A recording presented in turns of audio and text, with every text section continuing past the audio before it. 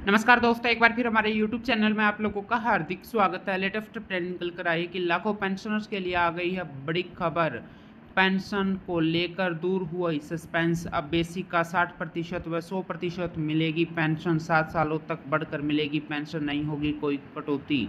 तो दोस्तों हम आपको सब डिटेल में बताएंगे। अगर आप हमारे चैनल पर फर्स्ट टाइम विजिट कर रहे हैं तो चैनल को लाइक कर दीजिए, सब्सक्राइब कर दीजिए, साथ ही साथ बेल आइकन को भी बजा दीजिए ताकि गवर्नमेंट या पेंशन से संबंधित जितने भी न्यूज आती हैं उनकी नोटिफिकेशन आप लोगों के पास तुरंत पहुँच के। तो करते वीडियो को स्टार्ट बिना किसी देरी के।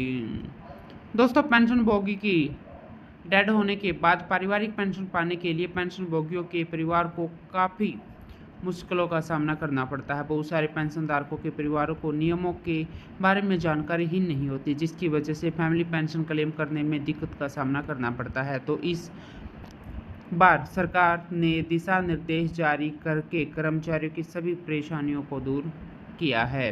रिटायरमेंट के बाद पेंशनभोगी को पीपीओ के आधार पर पेंशन दी जाती है। पेंशनभोगी की डेड होने के बाद उनके नॉमिनी को फैमिली पेंशन दी जाती है। पीपीओ में उनके नॉमिनी का नाम होता है। नॉमिनी उनकी पत्नी या बच्चे हो सकते हैं। ऐसे में अगर पेंशनभोगी की मृत्यु होती है तो पत्नी को क्या करना चाहिए? दोस्तों, पेंशनभोगी के साथ अगर ज्वाइंट अकाउंट में पेंशन निकालती है तो ऐसे में पत्नी को फैमिली पेंशन का दावा करते हुए एक हस्तलिखित आवेदन देना पड़ेगा। साथ में पेंशनभोगी की डेथ सर्टिफिकेट की कॉपी भी जमा करनी होगी। इसके साथ पत्नी को अपना जन्म दिनांक का कोई भी प्रूफ देना पड़ेगा, जैसे कि आधार कार्ड या फिर पैन कार्ड, जिससे कि 80 साल होने पर उनको 20% अतिरिक्त पेंशन की मात्रा का भुगतान किया जाएगा। साथ में पत्नी को एक अंडरटेकिंग देना पड़ेगा, जिसमें बताना पड़ेगा कि अगर पेंशनभोगी को अधिक भुगतान हुआ है तो उसको रिफंड करूंगी। दोस्तों, पेंशनभोगी के साथ ज्वाइंट अकाउंट में पेंशन नहीं निकलती है तो फिर ऐसे केस में फार्म नंबर 14 भरकर आपको देना पड़ेगा। साथ ही साथ कुछ डॉक्यूमेंट्स है जो पत्नी को जमा करवाने होते हैं। दोस्तों, पत्नी के द्वारा इतने डॉक्यूमेंट्स प्रस्तुत करने के बाद बैंक की जिम्मेवारी बनती है कि वह पेंशन को फैमिली पेंशन में कन्वर्ट कर दे।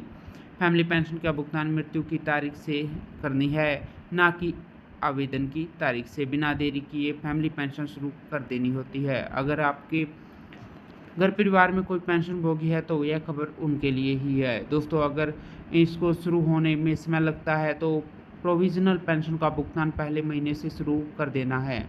ज़्यादा से ज़्यादा 6 महीने तक प्रोविजनल पेंशन दी जा सकती है। इसके बाद हर हालत में एक्चुअल पेंशन शुरू करनी है, नहीं तो पेंशनभोगी ब्याज का हकदार हो जाएगा।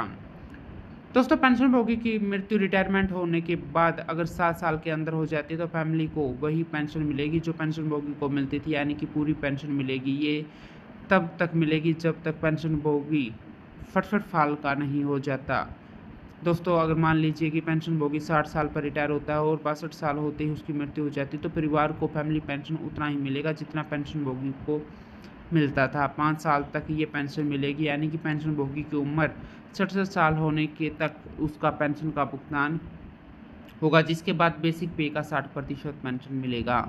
अगर रिटायर होने के 7 साल के बाद पेंशनधारक की मृत्यु होती है तो पेंशनभोगी की बेसिक पेंशन का 60% फैमिली पेंशन दी जाएगी।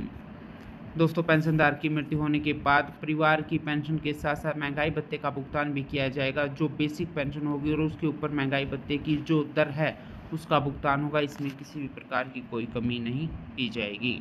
तो दोस्तों, आज के लिए इतना ही। मिलते हैं नेक्स्ट वीडियो में। तब तक के लिए जय हिंद, जय भारत।